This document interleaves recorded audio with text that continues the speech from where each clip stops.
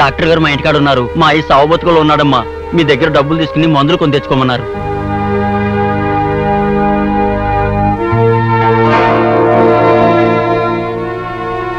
చూడు చెల్లెమ్మా, నీకెన్నోసార్లు చెప్పాను, ఆయన గారు ఈ పల్లెటూళ్ళలో సంపాదిస్తున్నదే అంతంత మాత్రం.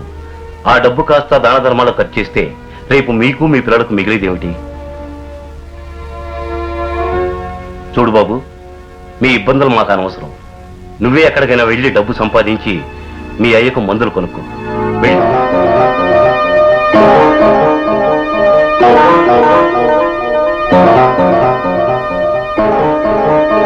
డబ్బులు ఇవ్వలేదండి.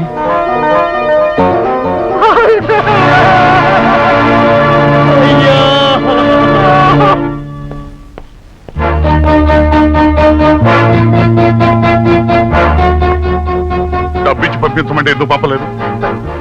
నేనే వద్దని చెప్పాను బావా. వద్దని చెప్పడానికి నువ్వెవరు? అది కాదు బాబు, మీకు ముగ్గురు ఆడపిల్లలే కదా, ఇలా దాన ధర్మాలు చూడండి గారు, నేను డాక్టర్ అయ్యింది కూడా మీ ఇంట్లో ఇల్లరకు ఎందుకుంటున్నాను.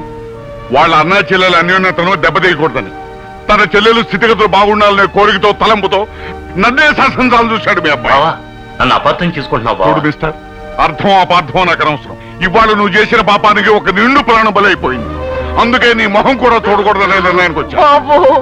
ఏడుపులో పెడబొప్ప నాకు అనవసరం. మా దారైతే మేము చూసుకుంటాం. బయలుదేరి. ఎక్కడికండి?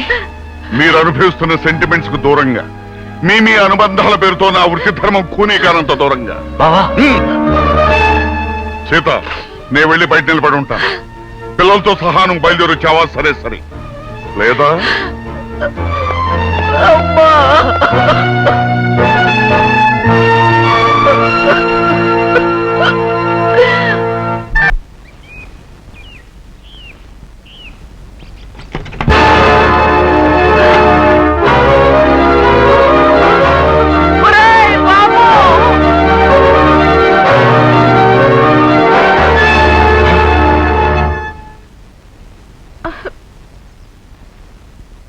నీకేం మర్చిపోయింది ఏమిటమ్మా?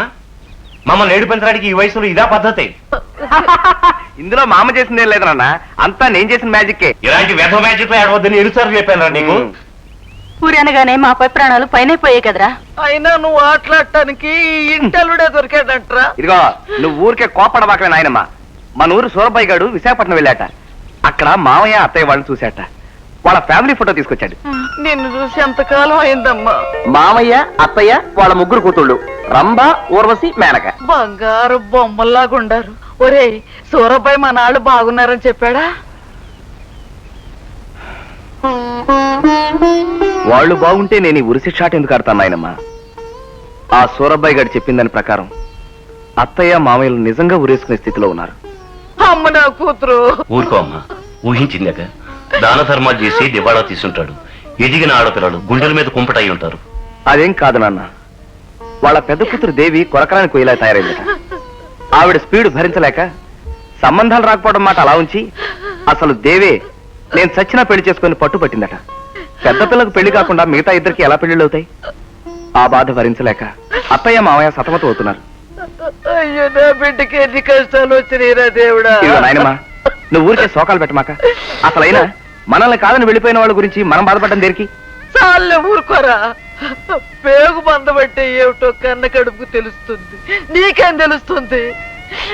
కాటి కాళ్ళు చాచుకున్న దాన్ని నేను చావటానికైనా ఒప్పుకుంటాను గాని నా బిడ్డల్లో ఒక బిడ్డ కష్టపడుతుంటే నేను. కాలం కలిసి వస్తే ఆ పిల్లని ఇంటి కోడలుగా చేసుకోవాలనుకున్నాం. మేము ఒకటి తెలిస్తే దేవుడు మరోలా రాశాడు. మీరంతా ఎందుకింత రాద్ధాంతం చేస్తున్నారు? అత్తయ్య వాళ్ళ సమస్యను మనం పరిష్కారం చేయొచ్చుగా. పరిష్కారమా? అదేనారా? నాన్న, మామయ్య కూతురు మన ఇంటి కోడలవ్వాలని మీ అందరి కోరిక అయినప్పుడు ఆ కోరిక నేను నెరవేరుస్తాను. ఒరేయ్, మీ మామయ్య అసలే మొండిఘటం. ఆ బుద్ధులే ఆ పిల్ల కూర్చుంటాయి. వాళ్ళని మార్చడం ఎవరి తరం అవుతుంది? మరి అమ్మాయి ఒప్పుకుంటుందా అని. పర్వతాల్ని ఆ దేవుడు సృష్టిస్తే వాటిని పేల్చేసే డైనమైట్ని మనిషే సృష్టించాడు. నాయనే, నా బంగారం.